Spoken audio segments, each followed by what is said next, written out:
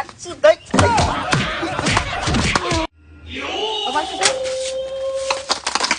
বালক আমি দেখতাছি এই মাটির ভিতরে প্রচুর পরিমাণে সোনা আছে।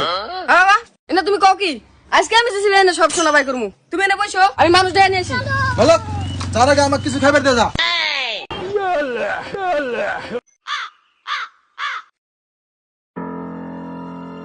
বাবা এই নাও খাও বালক রুটি দিলি সবজি দিলি না? কে বাবা দিছি তো ক সবজি? রুটির তলে ও আছে আছে আছে। কি কইলা বাবা তুমি রুটির তলে সবজি দেখো না আর তুমি মাটির তলে সোনা দেখো মা এক চুদাই